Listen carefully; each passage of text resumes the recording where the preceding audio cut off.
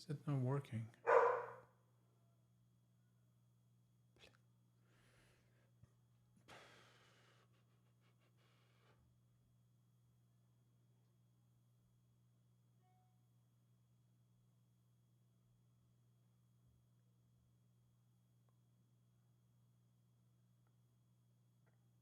Test, test, test.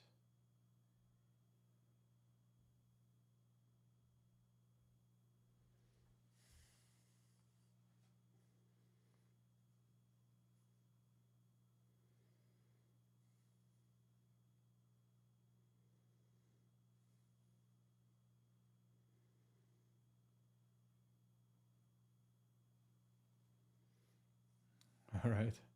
I think we are live. Test.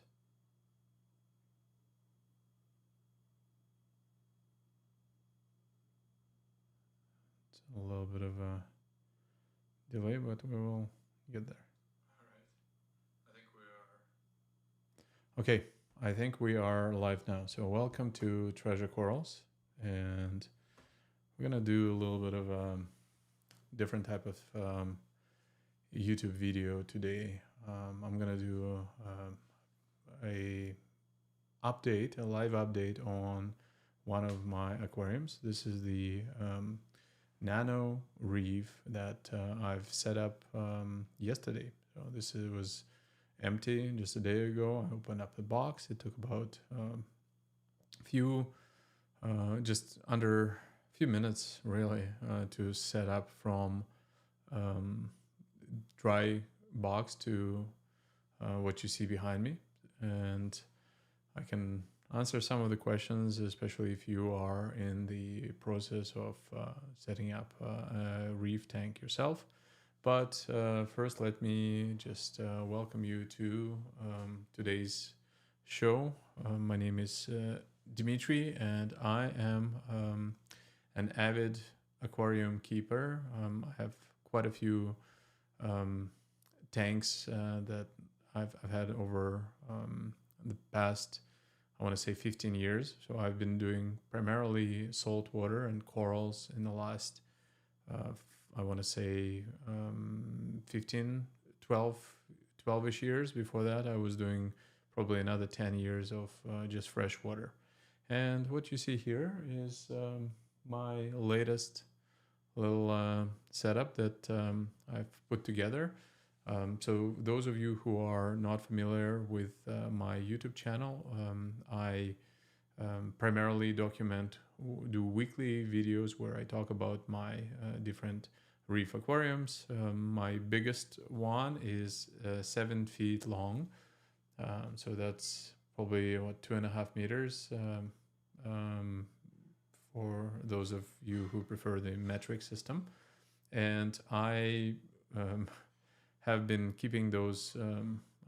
This particular aquarium is that's 7 feet long. It's been with me for about 6 months. I also have a farm where I grow the coral. And lately I've been spending a little bit more time doing live videos. And right now I'm doing one out of my tiny little office here. And one thing that was missing, because I can easily have the big tank behind me, which by the way doesn't really even fit into a non-vertical frame, but I wanted something, a piece of the ocean that would be with me when I do my work. So just or I read a book or do something else. I find this to be a lot of fun. Hey John, I have a tank full of seahorses. That's pretty cool. I would like to know more about it. To be honest, I'm a little bit intimidated of the seahorses. I've always liked them, and I also think that the next thing to a seahorse is a pipefish. I thought those would be pretty awesome as well, and that's definitely something that I was considering at some point. But long story short, I've set up an aquarium, and I was thinking about different options of what I could keep there. So right now I've just done a very simple aquascape. There's not much to it. There is just 2 pieces of rock. If you go to my YouTube channel, you can actually see me doing the aquascape. You'd be surprised, but actually there is some thought that went into this particular design, and the things to consider when you do this type of setups, especially when people just start out with the saltwater. People get too aggressive at getting the live rock to look really good without thinking about all the coral that's going to go on it. And that means that a lot of times when you go to see the photos on different forums, or if you go to aquaticlog.com and see it there, there's all these different profiles. I enjoy looking at those. Or if you just watch YouTube videos, a lot of people that just start out with a nano reef, they have this, or even like a smaller aquarium especially, they have this beautiful rock structure. It looks amazing. But if you start adding corals on top of it, it's a completely different experience. So the word of my experience is leave a lot of space between the rock, where the rock ends, and the glass begins. So over here there's about at least 2 inches between the rock ending and the glass beginning, from the front and left and right. In the back it doesn't matter, you can get pretty close as long as you are mindful of the flow. And I would argue that that space is super important, because you have different corals. Some corals will grow very fast, and you also have to leave a little bit of space for cleaning the glass. So just overall go for more minimal. The only thing I don't like about this design is that it's maybe a little bit too low, and I'm not sure what exactly I'm gonna go with yet in terms of the Inhabitants. There's a few options, and we are going to talk about that today. So I'm thinking we will do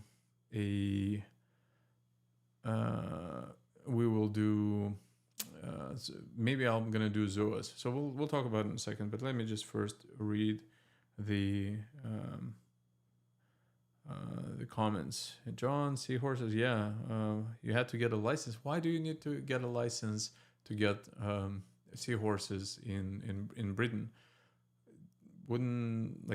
They wouldn't survive. They're tropical fish, so there's no way somebody can just throw it in the water or something. I'm very curious about this. And thank you, John. I assume you're referring to my big aquarium. So yeah. So anyways, this is kind of my thought process. I've in a tank like this, it doesn't make sense to put anything large, and I'm not worried about the water quality, because hey, I can get on top of it and I can do water changes, all of that stuff. So that's the least of my worries. I'm just thinking that this is a good experience to have some really, really tiny animals that will, like, intricate. So something that will require getting up close and exploring and discovering. So if anything, I think I'm gonna go with as small of animals as possible with a tank like this. As a matter of fact, I went to a store, I want to say Sunday, yes, so today is Monday, so yesterday, as I was picking out the live rock, I went by the fish section, the marine fish section, and I've never seen a goby like this. So the one of the guys that works there, he showed me, and I kid you not, the usual, the diamond goby or yellow watchman, all of those guys are maybe this big, so 2.5 inches, or 5 centimeters at least. So that's your regular goby. But they had this goby that I don't remember the name, but it was less than, I want to say it's the size of my fingernail. So maybe about a centimeter. And it was a feisty little creature. So I'm quite curious what it is, and I will hope to try getting one at some point myself. Like it's going to be pretty cool. But in addition to this, maybe a couple of shrimp. I do like the shrimp a lot, and again, this ability to get up close, knowing that the animal. You don't want something that's going to be skittish, something that's going to want to hide all the time. You want things that are a little bit more out and about. So that's why did my screen there lock? So not sure. Anyways, that is kind of what my experience was with the reef setup ideas. So I was thinking of doing some sort of a small fish. I'm still contemplating about a clown. I do like maybe a small clown. I actually have one in the farm that is a loner. I don't think I want to have a pair of the clowns because it might be a little bit too much.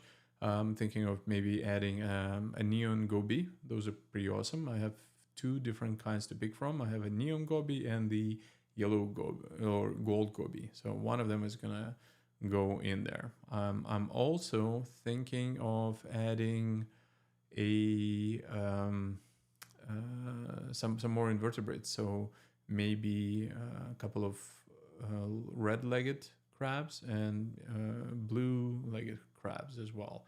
And when it comes to the coral, again, the goal is going to be small. I don't think I want to go acropora in the tank this small, although it would be a fun little challenge. Maybe if I add a skimmer or something, I might swing it, but that may be a little bit too much.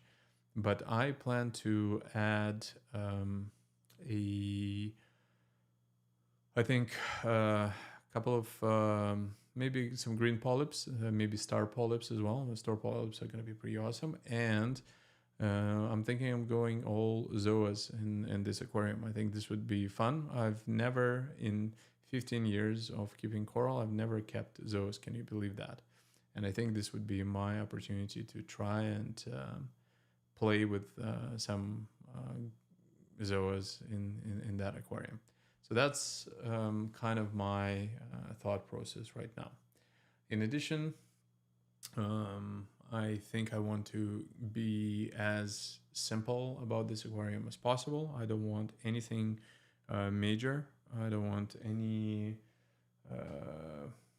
more worries. I have one large tank, which is my main focus, and this is the one that I think I want to really spend all my energy on. This is more of a not set and forget. There's still going to be maintenance, but as little as possible.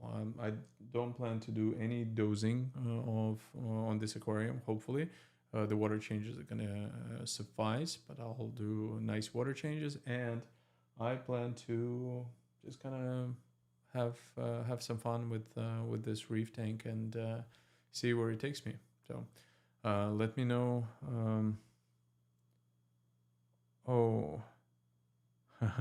I have a 6 foot by 4 foot aquarium. That's a beautiful size. I'm very jealous.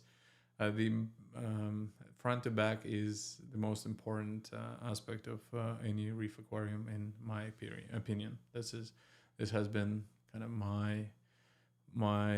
my choice so far.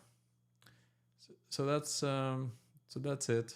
This is just a little something about talking about the reef tank and what my plans were. But let me know what you think. And I don't know if anybody wants to get up close. I can actually show you what we are looking at here. Let me see if I can zoom in a little bit and go like this. It's going to go a little bit. This is the star of the show. And here we are. So let's just focus on it. And beautiful. This works a lot better. Let's just understand why is it not. Yeah, here we are. So this is the tank. No frills. There's nothing earth-shattering about it. Oh, I think my focus is really trying to focus on me for whatever reason. So hold on a second. That is silly. Hold on. After all, I should be able to do this. Okay, I think this will not change now anymore. Anyways, this is my kind of little setup. 2 rocks, lots of space outside of it. We can kind of envision at least one fish kind of swimming around here, and maybe adding a little bit of further fun stuff to it. I'm thinking maybe some snails as well. I have had some Trocus snails that have been breeding in my reef tank, and I am going to introduce maybe a couple of them as well. But the star of the show, I think, is going to be the blood shrimp. I think the blood shrimp might be a little bit too large for this aquarium, but I really enjoy looking at the blood shrimp up close, and something like this will be a lot of fun to do. So that's the thought process so far. Anyways, just a little update. See you guys in the next.